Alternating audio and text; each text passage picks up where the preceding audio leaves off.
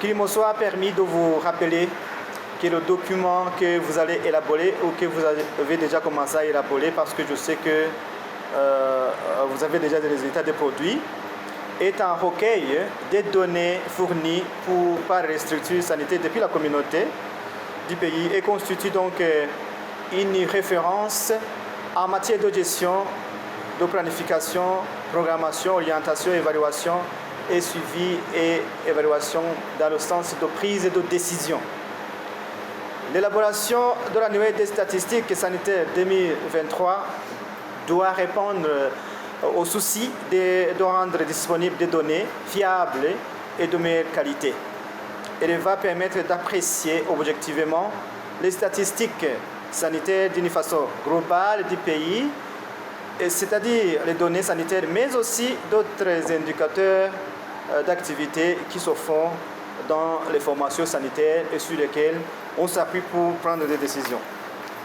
Mesdames, Messieurs, distingués invités, je sais que le travail qui vous occupe durera dès le début jusqu'à la date de fin, doit donc arriver à l'élaboration et la diffusion de l'annuaire des statistiques et demande beaucoup de concentration, de détermination, d'engagement, dont les résultats permettront bien sûr aux prestataires des formations sanitaires, aux cadres administratifs à tous les niveaux, je vais bien dire, le niveau central, intermédiaire et périphérique, voire même communautaire, aux chercheurs et aux partenaires au développement, des informations consolidées pour permettre la prise de décisions basées sur les évidences en matière de gestion des services et l'élaboration des stratégies en matière de santé publique. Et ça vient à point nommé parce que nous sommes tout au début de la vision 2040-2060 et nous devons être émergents et développer dans les agences fixées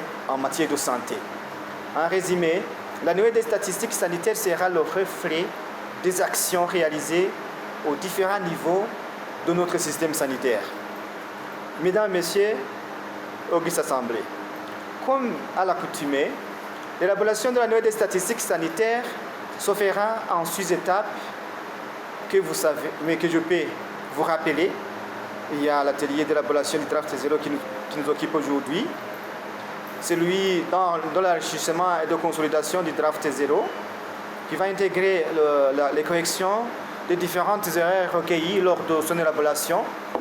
Troisièmement, il va y avoir la validation à l'interne de l'annuaire. Quatrièmement, il va y avoir une validation du document de l'annuaire dans la réunion du CITIS.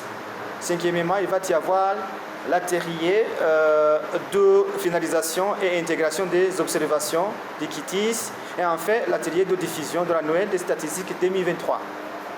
Je voudrais profiter donc de cette occasion qui m'est offerte pour remercier par avance l'ensemble des cadres de notre ministère,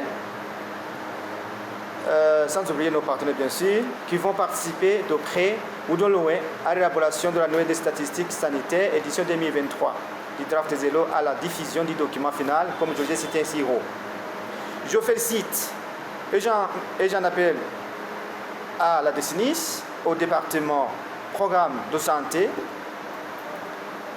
et des partenaires au développement de se focaliser à d'autres indicateurs de la stratégie sectorielle 21-27 et à ceux de l'East African Community ainsi qu'aux recommandations formulées par le CITIS pour l'annuaire des statistiques 2022. Nous verrons une annuaire des statistiques 2023 qui est très riche par rapport à la dernière, donc l'annuaire des statistiques 2022.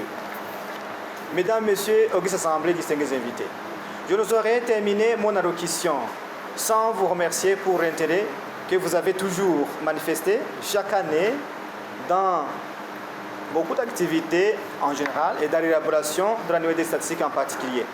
Je tiens à présenter mes sincères remerciements à l'Organisation mondiale de la santé pour avoir appuyé cette retraite et bien d'autres partenaires qui nous appuient dans le domaine des données. Je l'engage à préserver et à renforcer cette dynamique de bonne et franche collaboration. Il en est de même pour les autres partenaires au développement qui interviennent dans le système national d'information sanitaire et qui contribuent directement ou indirectement au système national d'information sanitaire. Nous lisons cette allocution, nous remercions les autres, mais je voudrais particulièrement remercier le leadership, le management qui caractérise votre directeur, la collaboration, l'encadrement, le climat de famille qui caractérise le personnel de Dessinis et qui se concrétise par la réalisation des activités. Je tiens à vous féliciter, la direction que j'ai dans ma direction générale. Vous excellez et je vous encourage à continuer dans cette même lancée. Alors, oui, vous devez vous applaudir parce que il faut le dire. Il faut féliciter en public et gronder en privé.